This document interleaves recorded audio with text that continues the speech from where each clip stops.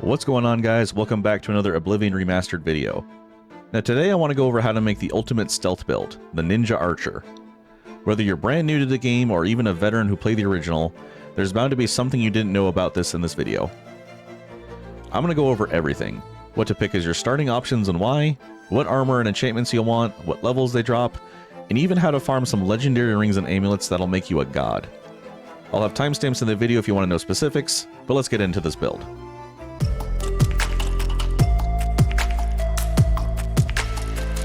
Alright, starting right at the beginning choice, what race should we start as? Well, we have two good starting choices here, the Wood Elf aka the Bosmer, or the Khajiit. Both these classes start at 50 agility and speed, which is what we want in our archer focused build. The Wood Elf class gets a plus 10 boost to your marksman starting out, so I'm going with Wood Elf for my build.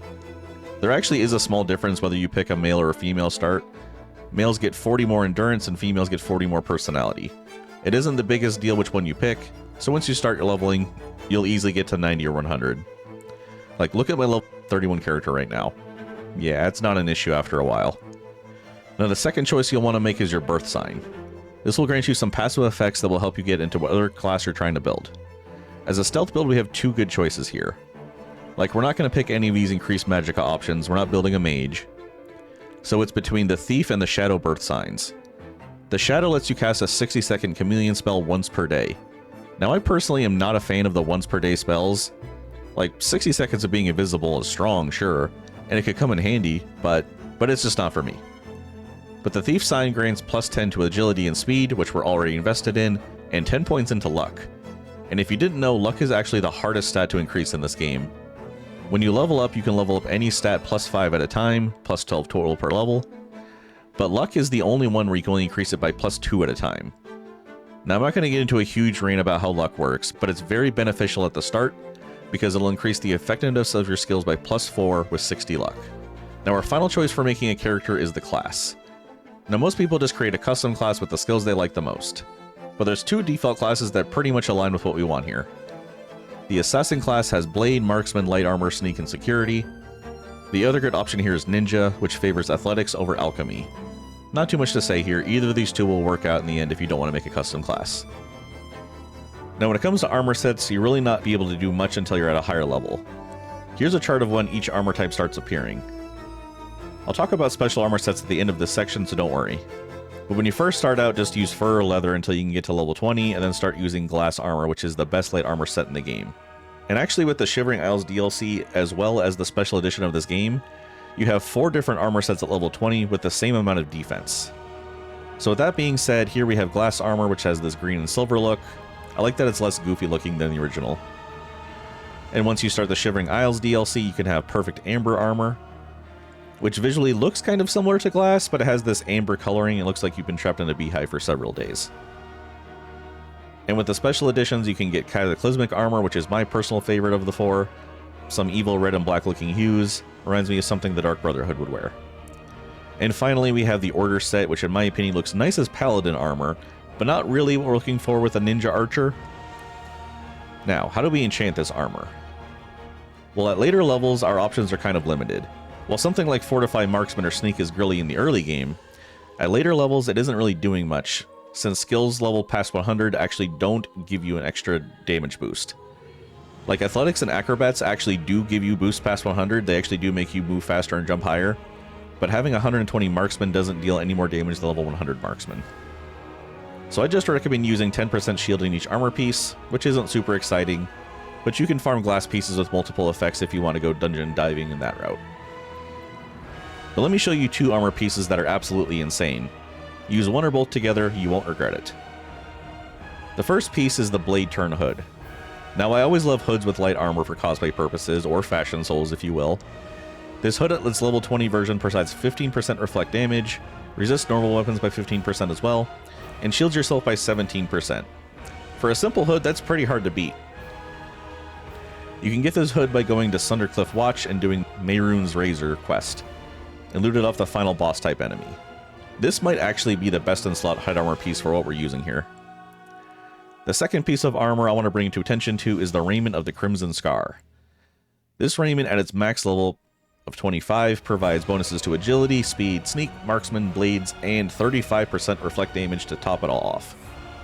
It's the perfect chess piece for ninja archers like ourselves. Now this raiment can be acquired by buying all the house upgrades for the Deep Scorn Hollow Vampire's Den. You can then find the raiment in one of the cupboards next to the coffin bed. Now when it comes to ringing amulets, in my opinion, there's only one amulet you need to farm for. And if you want to know how to farm legendary amulets quick and efficiently, check out my other video on how to do that. I'll have a link in the description for that one as well.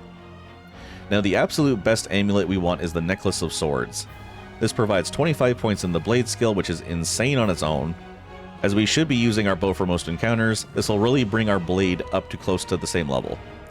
But it also provides 33% reflect damage on top of it. If you got a little bit of time to farm this amulet, you'll never want to take it off. Now for the rings, I want to list my top 5 rings, and you can use whichever 2 you like or have access to right now. The first one you have here is the Mundane Ring. This one reflects spells by 35% and resists magic by 50%. All in all, this ring makes it so magic users just have no effect on you. And if they do, it's very small. The second ring I want to talk about is one you can get from a Daedric Shrine, and that is the Ring of the Khajiit. This one offers you 35% Chameleon on self and 10 Fortify speed. Now the Fortify speed isn't anything special, but I mean more speed is obviously nice. But 35% Chameleon is very good when we're trying to stay stealthy. You can go up to 100% Chameleon in this game, but honestly the game just becomes boring at that point, so 35% is a good middle ground.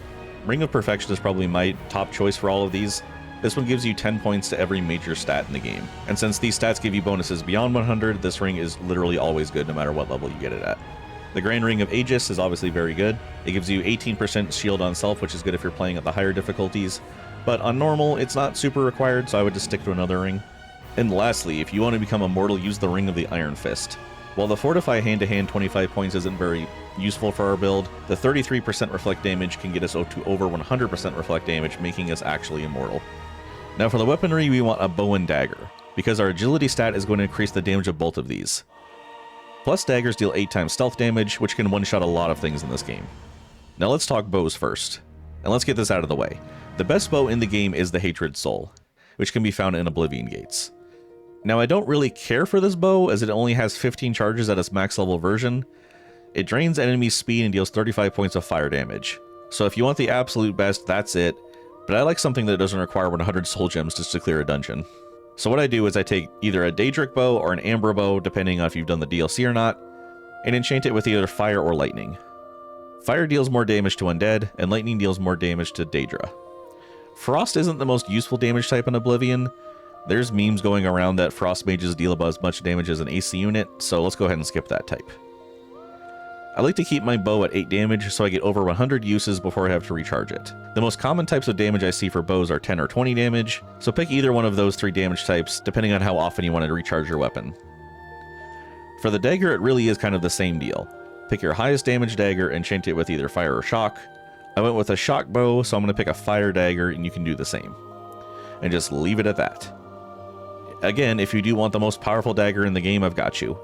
It's Mehrunes Razor, which has a slightly longer reach than its other daggers, disintegrates armor for 15 points for 7 seconds on hit, and has a chance to instantly kill whatever you're attacking.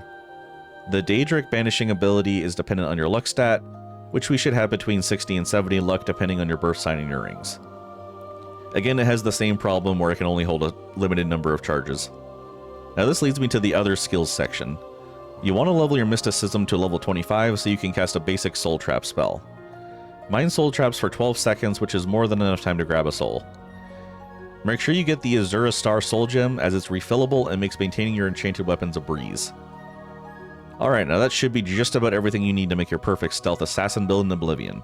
If there's anything I missed or you have any questions about specific items or skills, let me know in the comments. Subscribe if this helped you out, and I'll see you in the next one. Peace.